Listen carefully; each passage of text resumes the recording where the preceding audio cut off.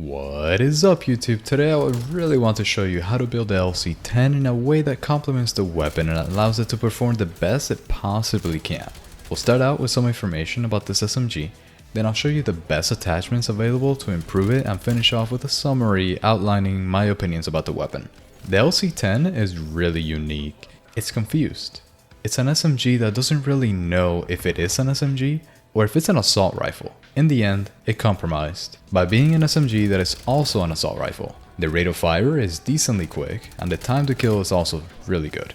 Mixed with the second best bullet velocity in the SMG category, it really makes the LC10 the second best SMG in Cold War.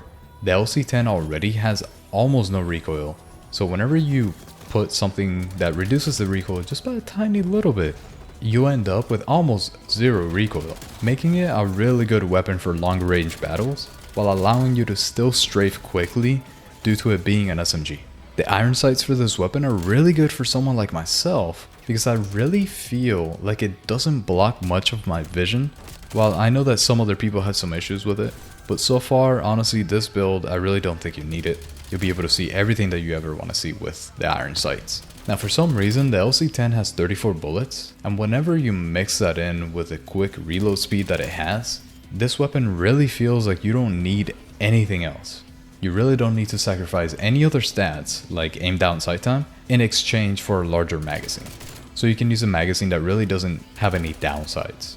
The only real downside to this weapon is that it has a really slow sprint out time, but guess what? You can fix that by hitting the like button. And the way that the LC10 was balanced, it really feels like they wanted to give us the movement of an SMG with the usability of an assault rifle. Now I think it is really important to keep in mind that the worst part about the weapon is the sprint out time, so we'll definitely need to address that. Let's see the attachments. We're not going to use an optic because the iron sights are really good. Then on the muzzle slot, we're going to be using the agency suppressor. This is because we always want to stay off the radar, and the slight vertical recoil control is always a plus.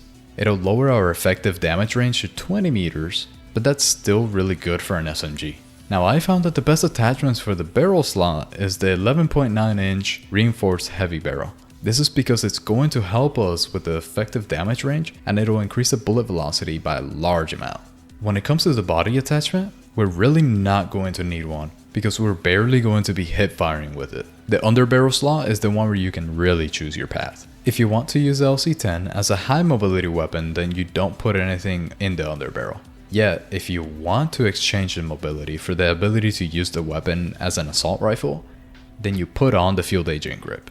But if you really want the best build, we're not going to put anything on the underbarrel. Then for the magazine, the Vandal speed loader is definitely the best attachment. It will cut half of the already quick reload time while only reducing your aim down sight time by 6%.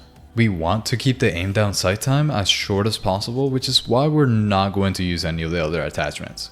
Now if you really want, the 45 round magazine is also good, but in my opinion the Vandal speed loader is just the best one that you can use. For the handle attachment, we'll be using, and you can say it with me now, the airborne elastic wrap.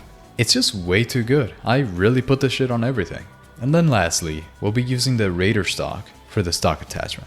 This is really because the worst stat for this weapon is the sprint to fire time. And because we really won't be hip firing with the LC10, a little boost to your aim, walk, and movement speed is always useful to be able to strafe quicker.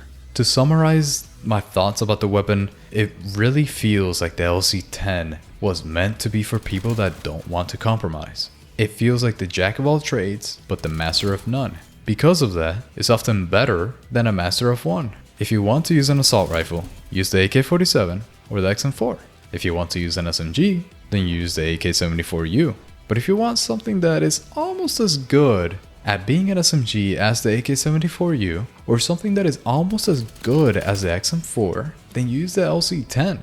It's a really good hybrid weapon. And with that, I hope you enjoyed the video. If you did, don't forget to obliterate the like button and subscribe for more. I'll see you on the next one. Owl out.